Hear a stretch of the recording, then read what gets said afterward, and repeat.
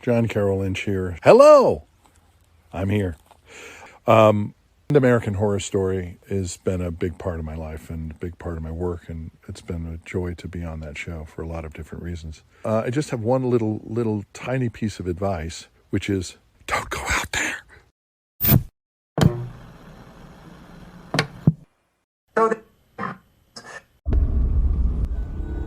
They've conquered the big screen. Now, get ready for the spin-off sure to send chills down your spine. It's Nico, Brian, Mike, and Dustin in Don't Go Out There, the series. Welcome back, everybody, to the Don't Go Out There podcast. Just want to thank all of our fans and listeners.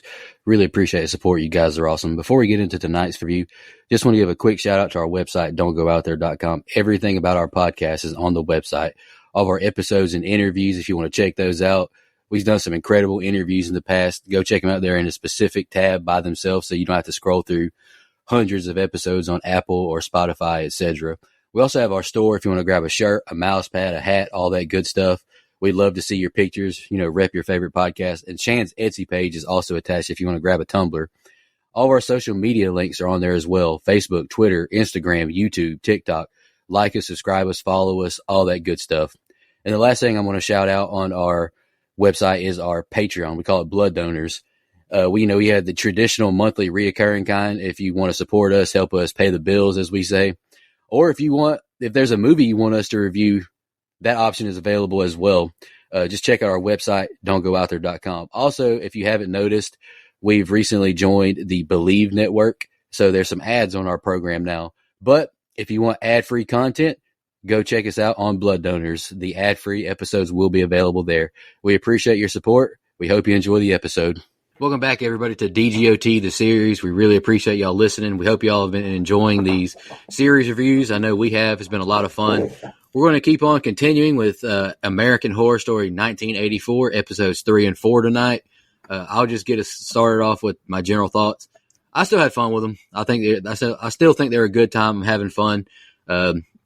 Even though, like I mentioned in the previous episode, that I had seen this season, I've said this in the past, but I just don't retain the information from series episodes like I do movies for some reason. I don't know why. So it feels like I'm kind of getting like a fresh watch again, even though I've already seen it, if that makes any kind of sense at all. But 3 and 4, I had fun with it. Brian, you want to go next with just general thoughts? Yeah, short and sweet. And I don't know about you, Dustin, but I've still only seen these 4 episodes. I didn't go past these yet. So I'm doing good. I'm not jumping ahead. I will admit that I do like these 2 episodes a lot better than I did the opening 2. More specifically, episode 4, I think, as 3 was pretty much just flashbacks most of the time. So, yeah, I haven't watched ahead either. And it was parts of. So I said that I'd seen a couple episodes of this series. Turns out I think I've only seen bits and pieces of individual episodes. I don't think I've actually seen a full episode before we're reviewing this. Damn. But episode 3 wasn't my favorite of the first 3. It was my least favorite. Episode 4, Jump Ahead, was my favorite of the first 4. So this is going to be a mixed bag. For sure. And I'm doing the scene by scene tonight. So anybody got anything before we get on started with episode 3? All right, episode 3, Slash Dance, directed by Mary Wigmore. We pick up immediately where we left off in episode 2 as the Night Stalker has Brooke, Chet, Rita, and Ray cornered in the nurse's cabin. Ramirez finally realizes it's easier to go through a fucking window than sitting there beating on the door like a lunatic. And Ray says, fuck all y'all, it's survival of the fittest here, and tries to leave, but is cut off by the Night Stalker, who has somehow suddenly gotten the strength to knock down the door. And he just starts cutting the shit out of Ray's arms instead of stabbing him. Chet checks him into the wall and saves pussy-ass Ray. We switch to Montana, X, and Trevor in another cabin being attacked by who we think is Mr. Jingles, but turns out to be some jackasses en masse who has Trevor step on a flaming bag of shit a la Billy Madison. He called the shit poop. The real Jingles pops up, gotcha bitch, and kills the kids dressed up, cutting off their ears as well. And this takes us into that badass opening credit sequence. When we come back, Ray, Chet, Rita, and Brooke are running through the woods when Chet and Ray fall into a pit of spikes. We cut back to Jingles finding another kid dressed up, but takes pity on him and lets him go. Back at the Mortal Kombat Rambo pit of spikes, we find Chet has been severely wounded by one of the spikes. Brooke and Rita manage to escape to the parking lot. However, Rita knocks Brooke unconscious, stabbing her in the neck with what she thinks is a horse tranquilizer, revealing Rita to not be who she says she is.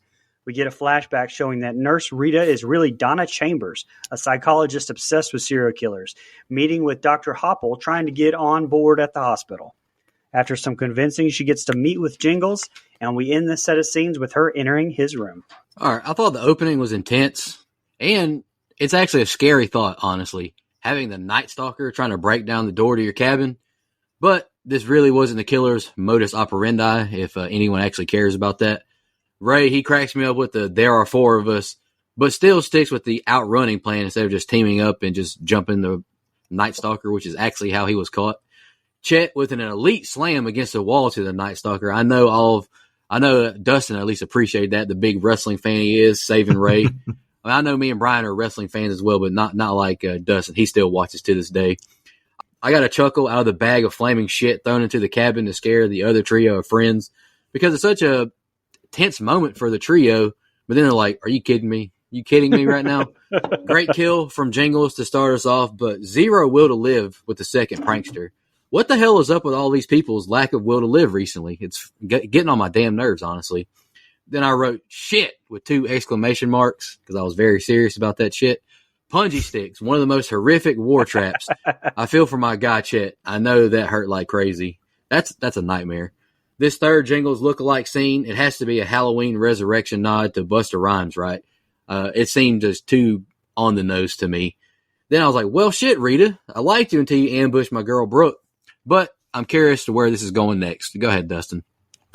Yeah, I like that we pick back up immediately with Richard Ramirez trying to get into the cabin. No wasted seconds getting back to where we last saw everyone.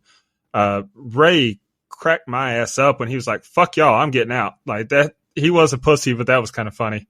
The Jingles impersonators, they cracked me up as well when he went Billy Madison and threw the flaming bag of shit through the window. Don't put it out with your boots, Ted. Solid action-packed open before the opening credits even hit. So very well done there. Then a big what the fuck moment when Nurse Rita drugged Brooke. Did not see that coming. Then we hear her name isn't even Rita. Like the plot thickens. So I'm invested. Nico's Vietnamese people started those damn pit spikes. All right, short and sweet here. Second set of scenes. Back in the first meeting with Chambers and Jingles, she's able to get him to speak almost immediately after turning off the recorder and trying to convince him that perhaps it's not his fault after all. Chambers is then revealed to have assisted him in an escape from the hospital, knowing a surprising amount of behind-the-scenes stuff about the hospital switches, etc. very quickly, I might add. Donna is then shown abducting the real Rita on her way to the camp, stealing her car and identity. Good thing for Chambers that Margaret and Rita had never met each other before because that seems risky, but whatever. We flash to the pit where Chet appears to be passed out from the pain. This somehow convinces Ray that now is a great time to confess a secret of his own, and we flash back to last year in Ray's frat house, Omega's Eye. More specifically, a frat pledge named Chan. The pledge gets too drunk and accidentally falls down the stairs. But then Ray makes the genius decision to make it look like a car accident. But just before going off the cliff, Nico grabs Ray's arm and watch. But by this time, it's too late and the pledge goes over the cliff. No explosion, no flip into the car. The dude's probably still alive, but Ray runs off anyway, and the next set of scenes is the ending. Nico, did you get Love Lies Bleeding vibes with the car going off the cliff? I did. Yeah. Oh, just to stress something that I said at the end of Final Destination. I'm from Kentucky. But I want to ask our listeners, if anybody listens to this, I don't even know if you do or not. If you only heard my voice, would you guess I'm Asian? Please comment on the next social media post you see. All right, anywho, back to the review. Angelica Ross is killing this scene, no pun intended, dishing all the tea on all the killers she's spoken to. And side note, I know all my true crime fans I'm talking about, but if you're not as well versed, William Bonin is one of the most horrific people in the true crime genre that's not near as known as the more well-known serial killers. He's a horrific person. Jingles is preaching with the high fructose corn syrup line. I am a part of the movement that believes the food we are eating these days play a huge factor in our mental health. Even though I do believe that, I ate fast food twice a day. So I guess I'm just a hypocrite. Anywho, I enjoy the conversation between Dr. Rita and Jingles, but it's hard for me to believe that no officers are listening in on this. Kind of hard to buy that one. Rita says, be yourself. Trust your instincts. What is Jingles doing? Going on a first date or breaking out of a hospital? I love the fact the nurse's name on IMDb is Real Rita. They got a crack out of me. It cracked me up. You can tell Real Rita has never seen the movie Urban Legend. You always check your backseat before getting in the car when you're a little freaked out. Plus, it's not like that was a big car. How did she hide in the back seat? Right, in broad daylight. It's not raining or anything. Mom was too big, pissed down her leg.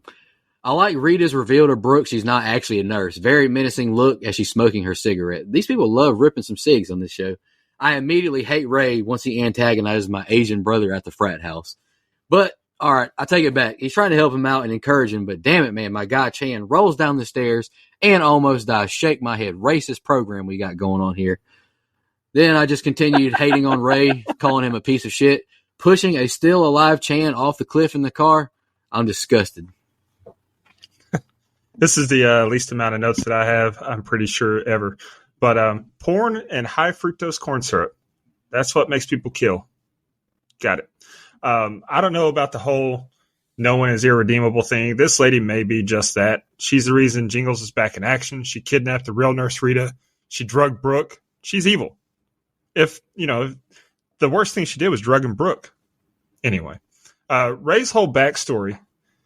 Listen, it's interesting and all, but I just don't care about it here. Like, I get it sets up why he's such a piece of shit and left Chet in the pit of death there, but it was so forced and fast. It's like we didn't have time to really even stew on it before Ray's out of the picture. So I don't know. It didn't come back to play in a big enough way for me. But like I said, it was interesting. It was well shot and everything. Yeah, that's all I got. All right, this is the ending of episode 3. Back in the pit of doom, Ray reveals he is at Camp Redwood running from a conviction, and Chet reveals himself to not be unconscious and have heard the whole damn thing. This sets Ray off again, who now leaves Chet a second time to die. Back with Montana, Xavier, and Trevor, the three escape into a nearby shed after spotting the real Jingles and find the real Nurse Rita alive and bound as well. They untie her, but she's frightened and crawls right into the path of Jingles himself, who shoves a broken boat oar through her skull. They run into Ray, who lies about Chet. Trevor gives Ray the keys to his motorcycle, sending him and Montana to call for help at the call box on his Ninja. Xavier and Trevor find Chet in the hole, and X lowers down, freeing Chet. They manage to get Chet out of the hole, watching Jingles looking momentarily exposed as he peers into the hole. Trevor takes this chance to ram him into the spikes. They soon find out it's only one of the cosplayers, the one that Jingles let live earlier, and not the real Richter.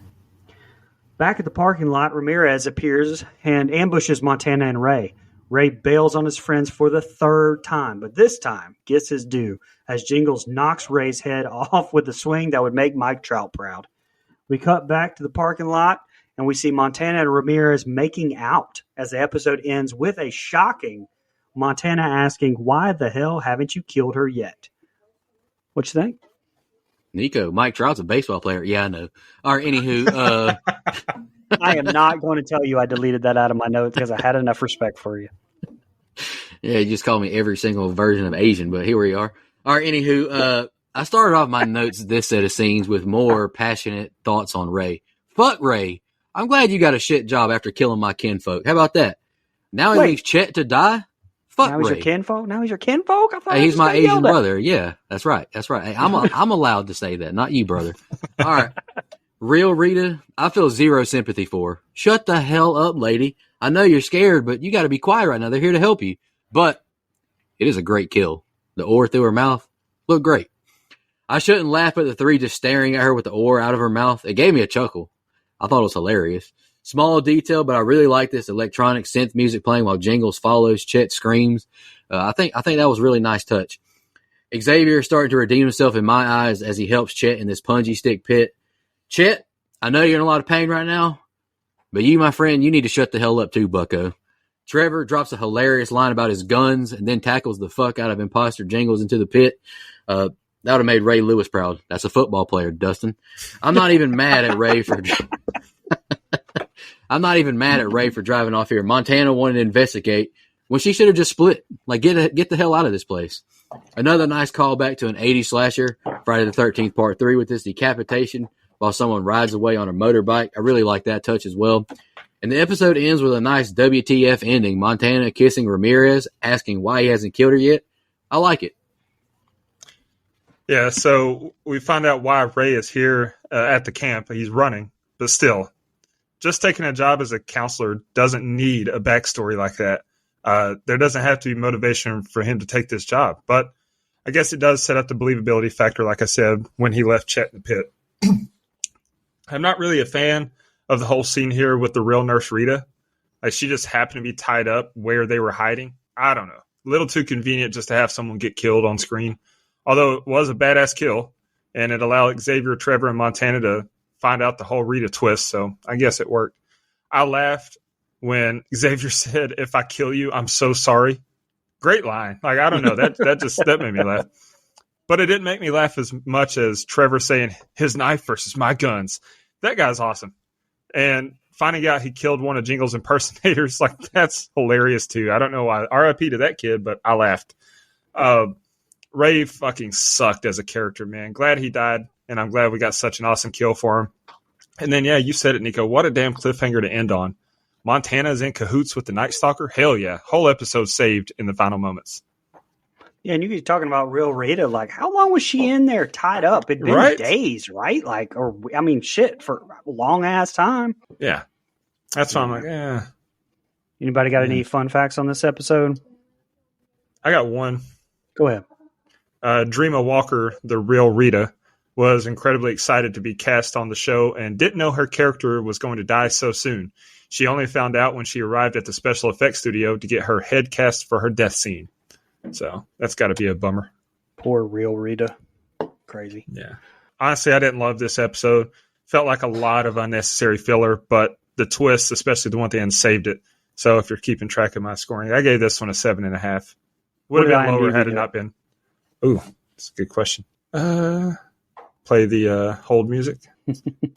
IMDb gave this one a 7.9. Okay. You're right, which is actually higher than episode 2, which I don't know. I don't agree with that, but that's just me. Maybe it's the ending. The ending sucked. What did you rate it, Dustin? 7.5. It doesn't matter what you rated it. That's the rock, Nico. It'll matter at the end when the score's 8.45365 Exactly.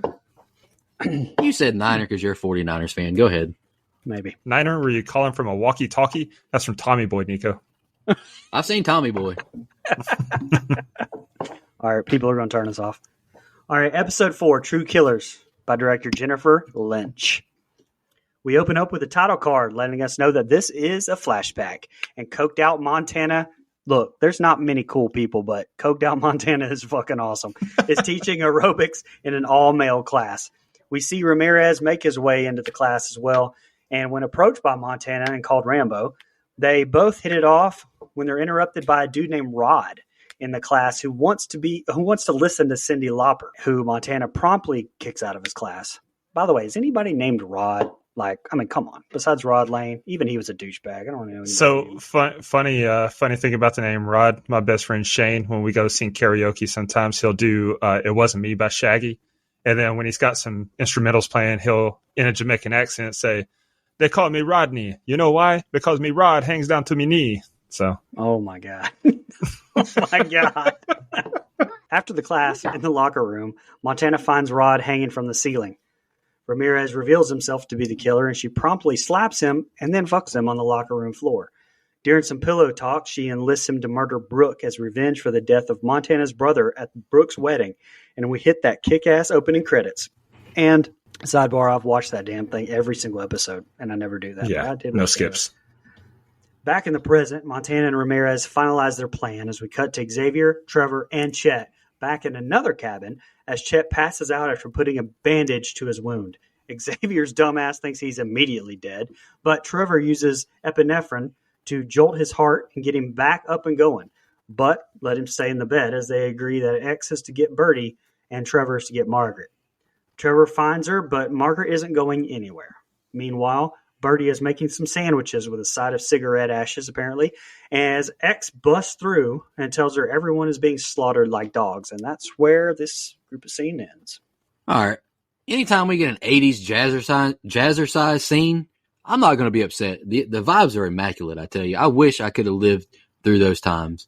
I'm sure Brian can tell me how they were. He was like, what, 30, 37 in the 80s? Wow. Just kidding, brother.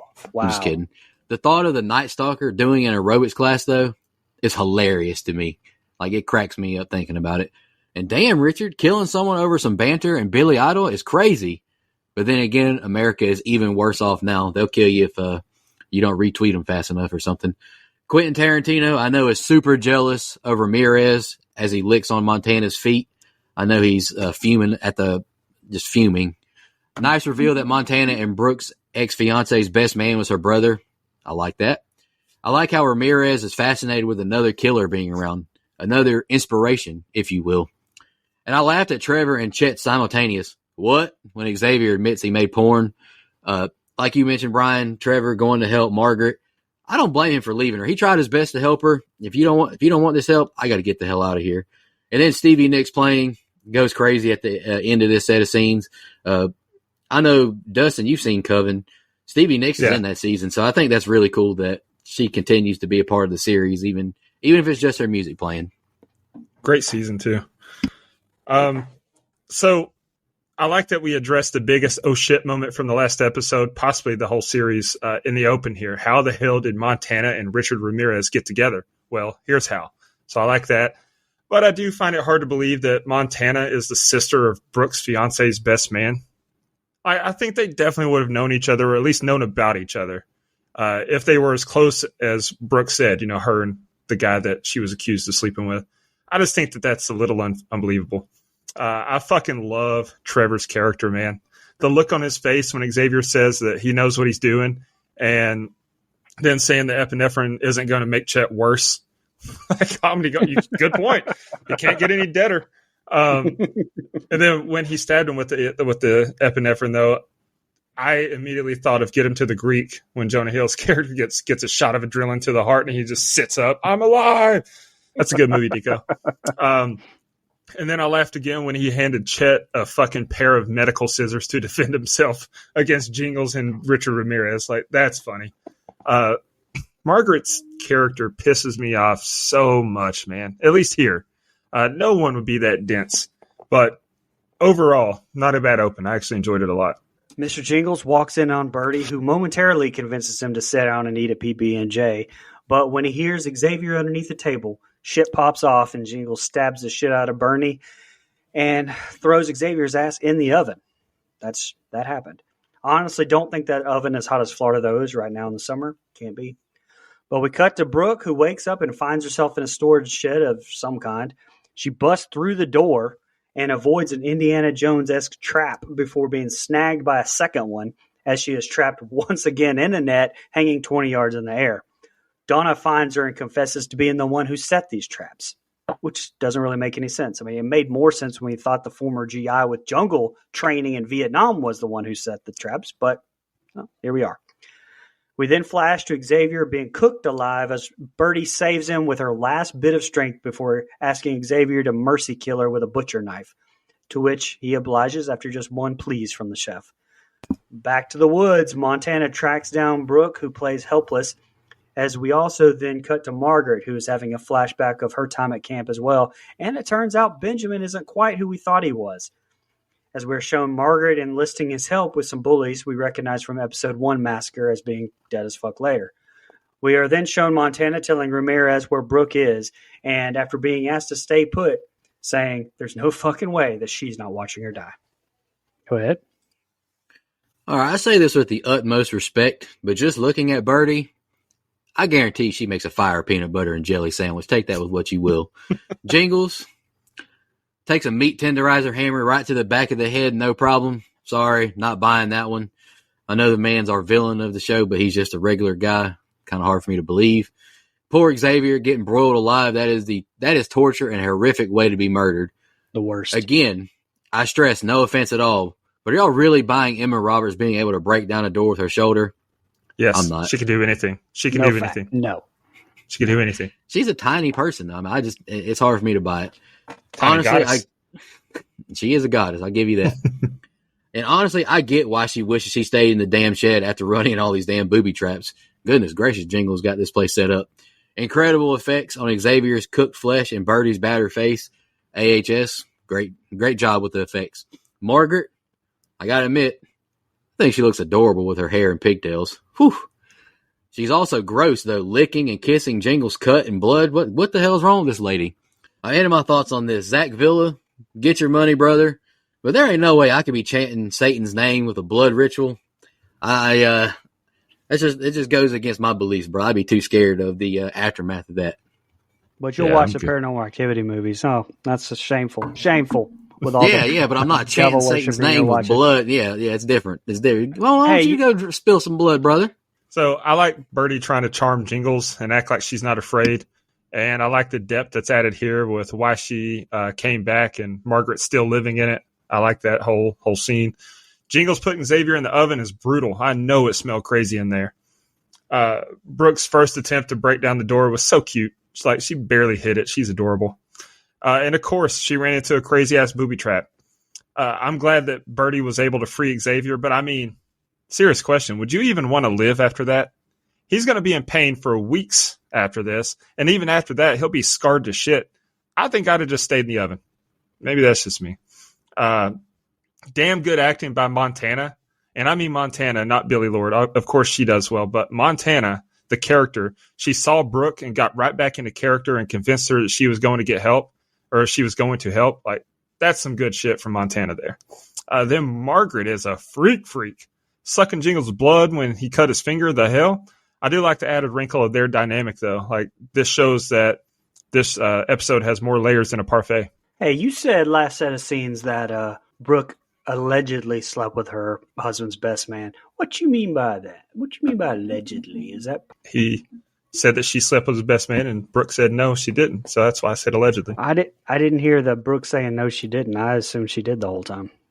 Oh no, she told Montana that. right before Montana kissed her. Like, anytime a girl tells me I was accused of cheating, but I didn't, that's my cue to go in for kiss. So I feel Montana. Jesus. All right, fellas, this is the ending. How did I remember that? Anyone else? I'm just fucking mind blown that I just remembered all that. Yeah, and I just believed you. Like you didn't just make it up on the spot too. Well, So I don't know it's what's true. wrong with me. What's wrong with me too? Ramirez emerges from the woods and tells Brooke she's as slippery as a handful of water.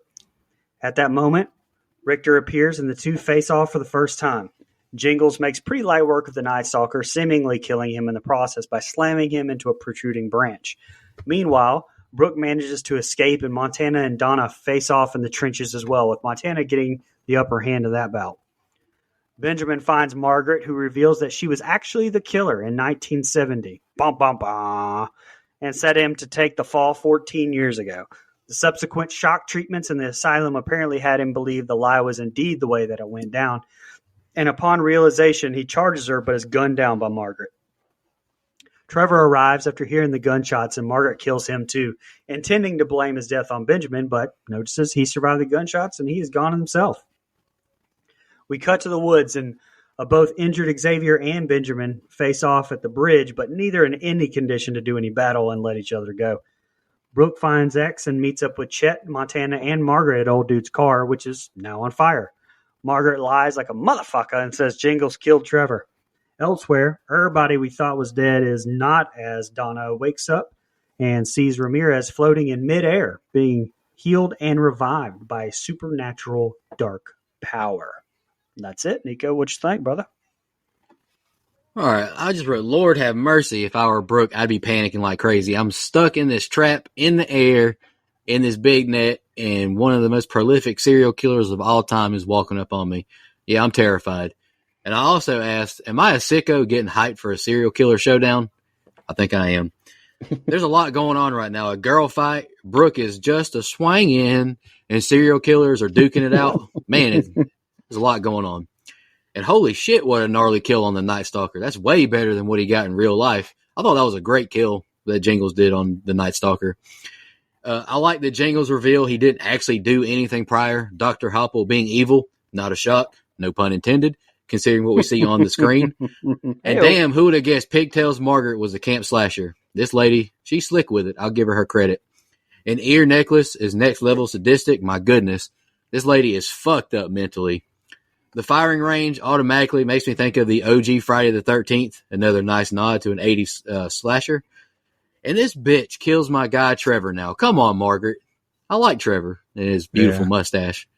More great effects as she cuts Trevor's ear off, though. I'm going to continue to praise AHS with their practical effects, except the guy getting gutted. That was terrible. If I'm one of these counselors, I'm starting to suspect Margaret a lot. I'm starting to suspect Margaret a lot. Hey, why don't you learn how to read, Kentucky boy? She seems way too sketchy. And this is where I end my notes. Ramirez is back alive. Well, okay, then. Hell of a way to end the episode. I've really enjoyed the first 4 episodes, to be honest with you. So we get a Freddy versus Jason style showdown. Hell yes. Here for this. And then we get a cat fight between Fugazi, Rita, and Montana. Turn it up. Like, I'm all in on this shit. Incredible kill when Jingles finished Ramirez. Fucking gnarly. And then the branch broke. Like, it just looked awesome. Everything about that was incredible. Finding out Margaret is actually the one behind the camp massacre is a great twist. Makes everything up until this point so much better. It makes a lot much more sense. So I like it.